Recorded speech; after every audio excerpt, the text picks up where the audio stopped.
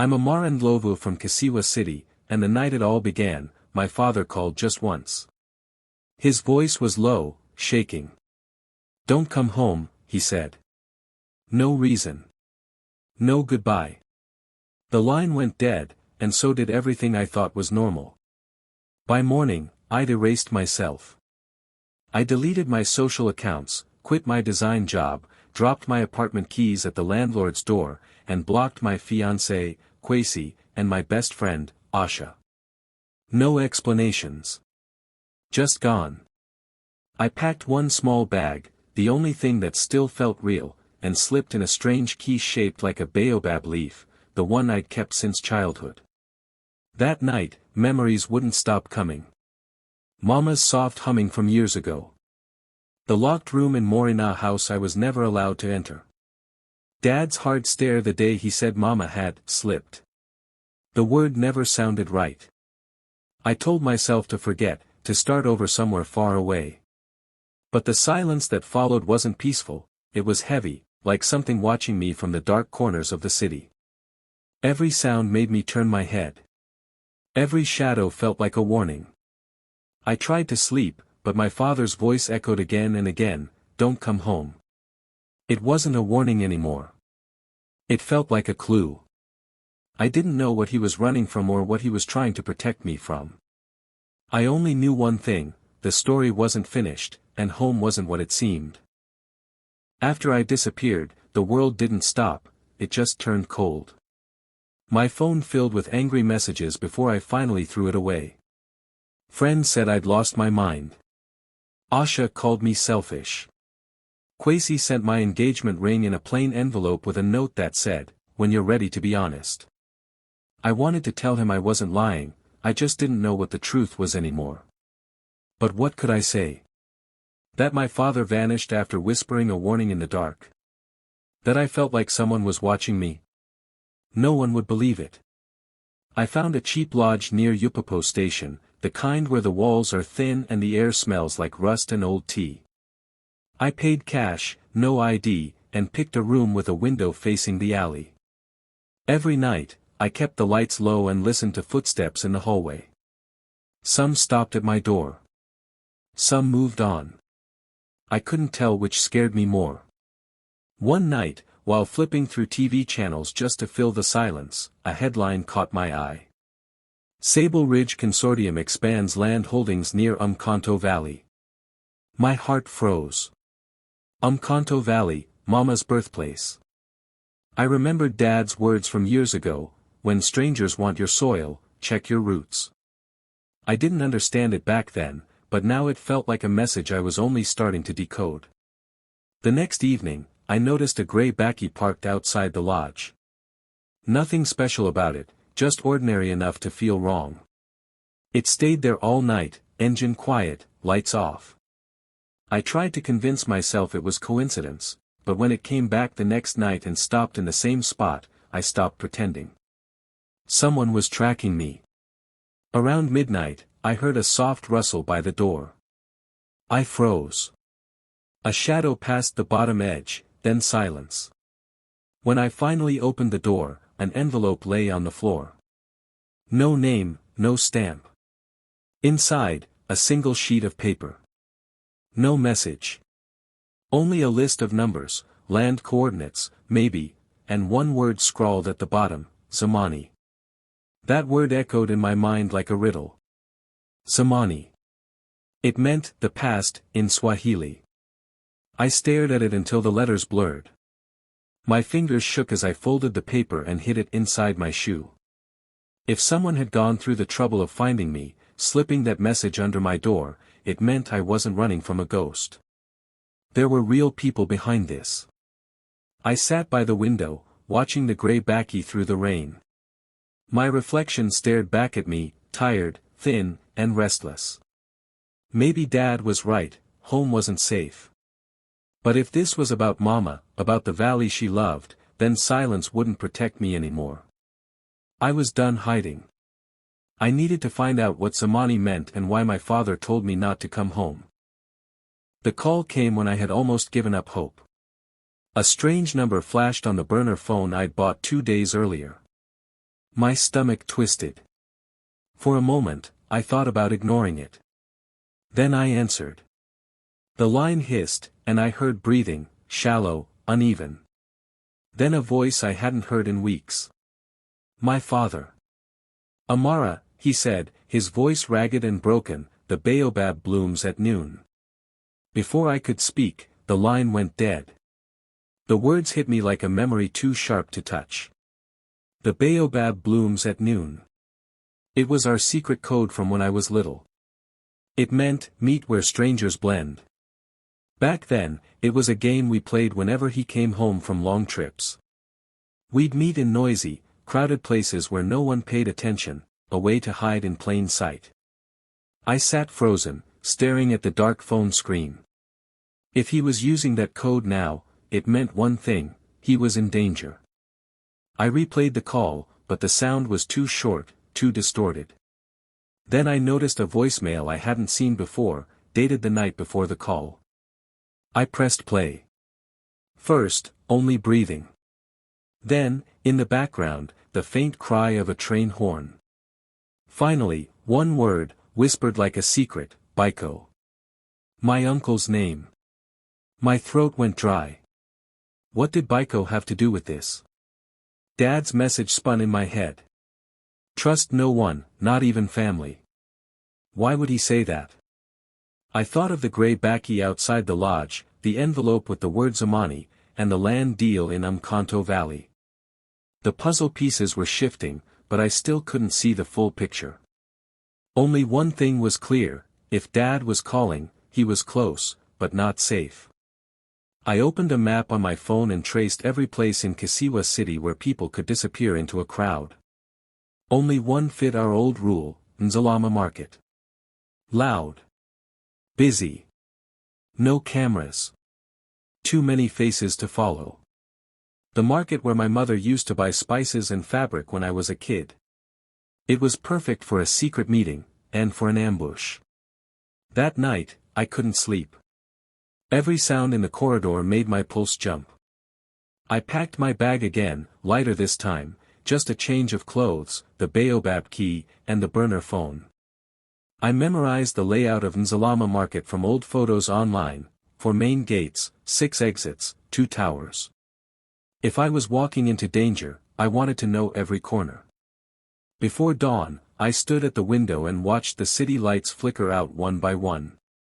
Somewhere, my father was alive, running out of time. I whispered to the empty room, "I'm coming, Dad." This time, I wasn't running to escape. I was running to find the truth, even if it broke everything I thought I knew about family, love, and home. The night bus to Zamani province smelled like diesel and dust. I bought my ticket in cash and kept my hood up, trying not to stand out. The city lights faded behind us, replaced by long stretches of darkness and fields that shimmered under the moon. I sat near the back, close to the emergency exit, and prayed the grey baccy wouldn't follow. That's when she slid into the seat beside me, a woman in cheap sunglasses, chewing gum like she had nowhere to be afraid of. "Zanil Dubé," she said with a grin, offering her hand. I hesitated, then shook it. Her grip was firm. "You look like someone running from something," she said casually. I laughed it off, but she didn't stop watching me. Through the window, I saw headlights in the distance, steady, following. The same grey baccy. My heart sank. Zanil noticed too. Without a word, she stood, pretending to look for a better seat, and nodded for me to follow. "Switch spots when I distract the driver," she whispered. A moment later, she dropped her bag in the aisle, made a scene about her seat number, and as the driver argued, I slipped 3 rows ahead. The baccy stayed behind for a while, then vanished at the next junction. When I looked back, Zanil was smiling like she'd done this before. "Told you," she said. "Sometimes all it takes is a little shuffle." We reached Kanzi Junction before dawn, the air heavy with rain and engine smoke. The bus stopped for a break, and I stepped out to stretch. A man sat by the roadside, carving wooden trinkets by the glow of a lantern. His hands were quick and careful. Among his carvings, a small baobab caught my eye. For luck, he said, pressing it into my hand. When I turned it over later, I realized it wasn't just a carving. Inside the trunk was a hidden compartment holding a tiny micro-SIM. My chest tightened. Someone wanted me to find it, but who?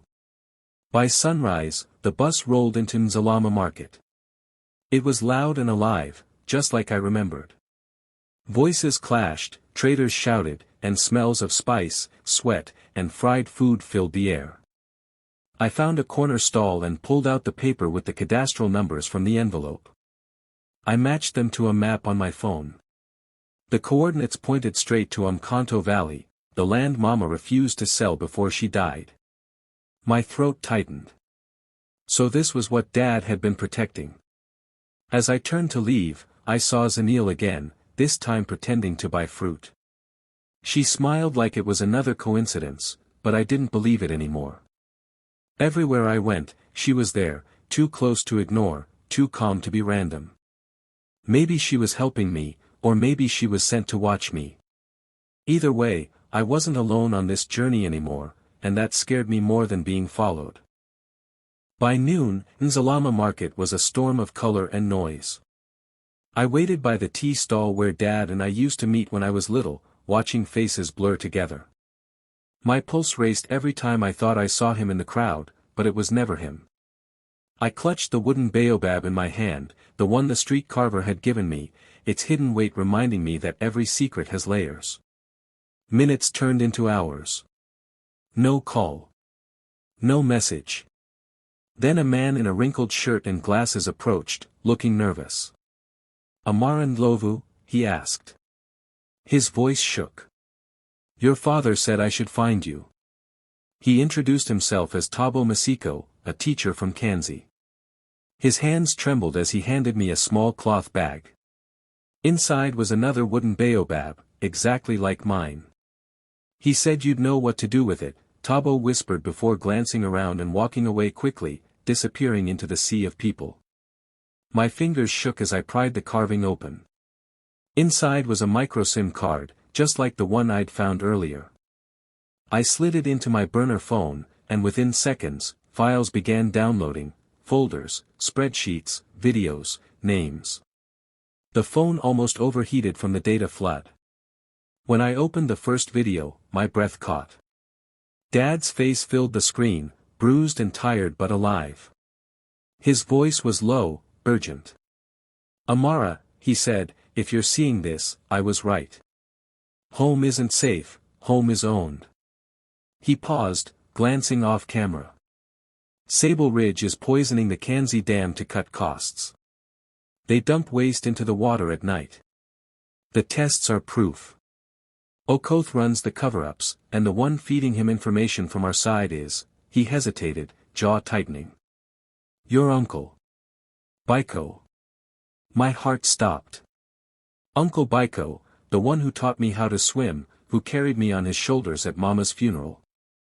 I replayed the clip, hoping I'd heard wrong, but the words didn't change.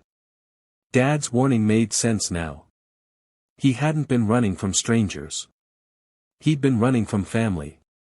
More files appeared, water test results showing dangerous chemical levels, shipping logs of waste barrels labeled as construction material, and internal memos from Sable Ridge. Everything connected, the land deal, the dam, Mama's accident. She must have found out what they were doing. They silenced her and called it a slip. I felt sick. The market's noise faded into a dull hum. I could run again, vanish the way Dad wanted. Or I could fight back, even if it meant burning every bridge left. I looked at the crowd, at all the people drinking water that might already be killing them. My hands stopped shaking. I copied the files onto a backup drive and slipped it into my shoe. For years I'd lived in fear, but now I understood what silence had cost my family. I wasn't going to hide anymore. It was time to light a match and show everyone what was buried in the dark. The files were too big and too dangerous to keep to myself, so I called the only person I thought could help without asking too many questions, Ama Boteng, a fearless investigative podcaster from Kasiwa City. Her show had exposed corrupt politicians before, and I knew she loved a good story. When I told her about the files, she didn't even blink. "If this is real, Amara," she said, "we need to move fast and verify everything before they shut you down." She arrived that night with 2 recorders, a camera, and more questions than I could answer. We started digging through the data together. The water test reports were real, and the fake shipping manifests matched Sable Ridge's projects. Alma's excitement grew, but so did her fear. "This is bigger than a land grab," she whispered. "This is slow murder." Her words made me shiver. I didn't know who to trust, but I needed help from someone closer to home. So I called Aunt Kayamika, the only relative who had never taken sides after Mama's death. When I told her what I'd found, she went quiet, then said, "You were never meant to carry this, child." She came to meet us the next day, and over cold tea, she confessed the truth. Years ago, the family had fought over Umkanto Valley.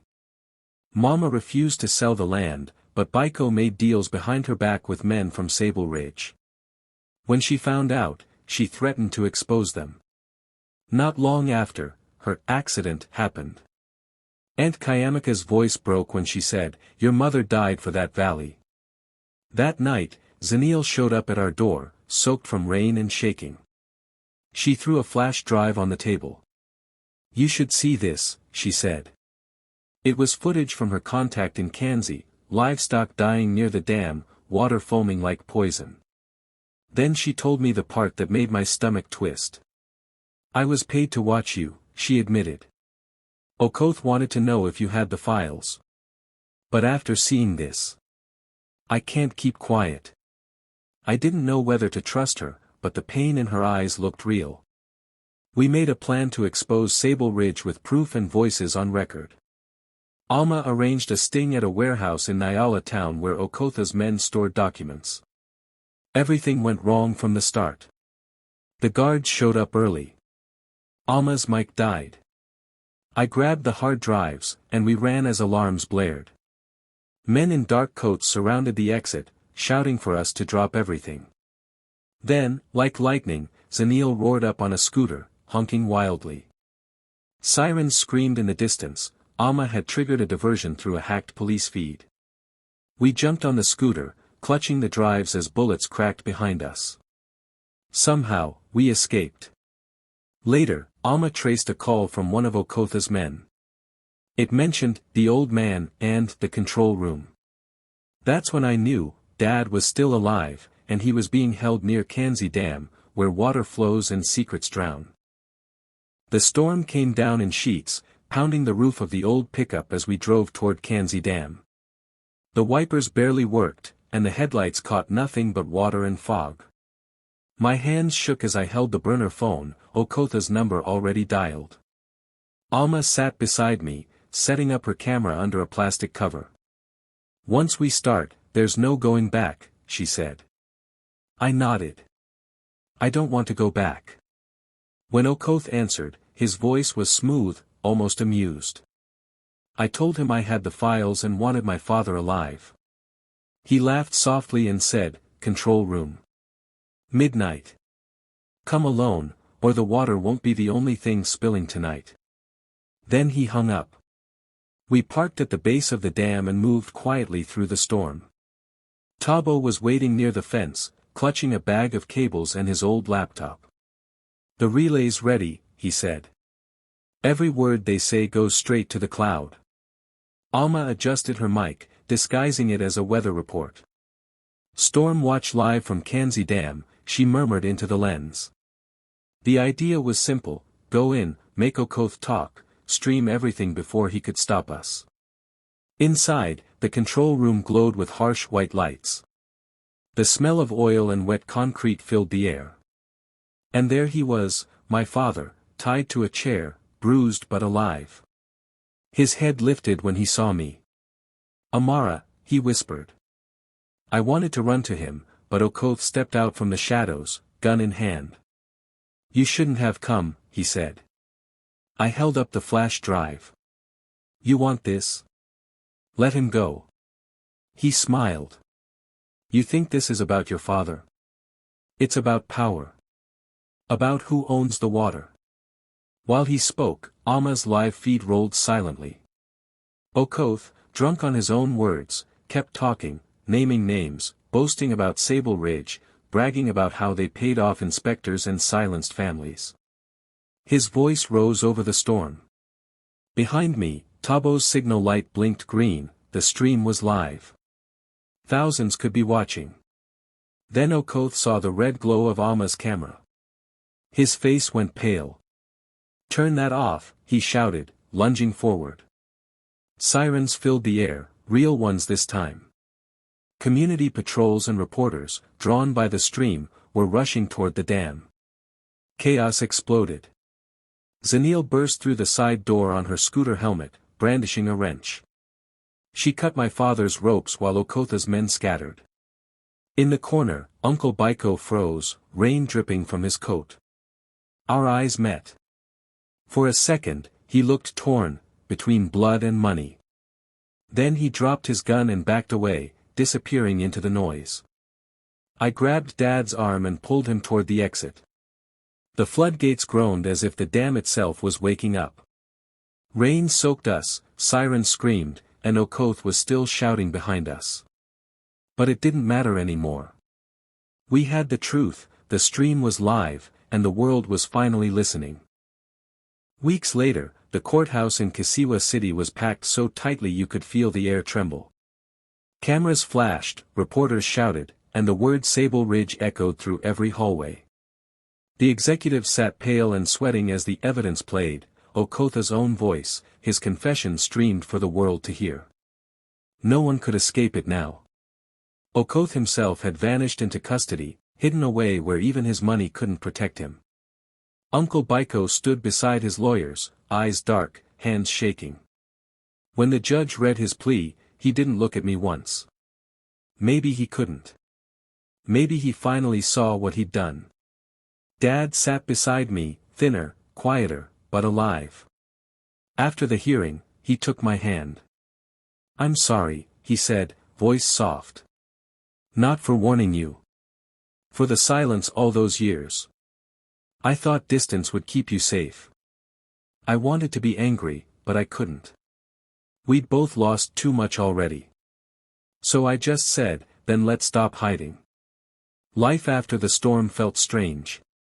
The noise faded, the cameras left, and I started piecing myself back together. I answered 2 old friends, ignored the rest. Some doors don't need reopening. Dad and I moved back to Umkanto Valley, where the hills were green again and the air smelled like rain.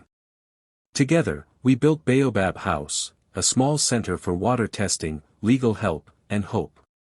It wasn't much, but it was ours. One evening, as the sun dropped low, my phone buzzed. No name, just an unknown ID. Then a soft tune played, Mama's Lullaby. My chest tightened. A calm voice followed, "If you want the whole truth, follow the river past Kanzi." I looked at Dad. He didn't speak, just nodded slowly. The story wasn't over. But this time, I wasn't running. I was walking home, on my own terms.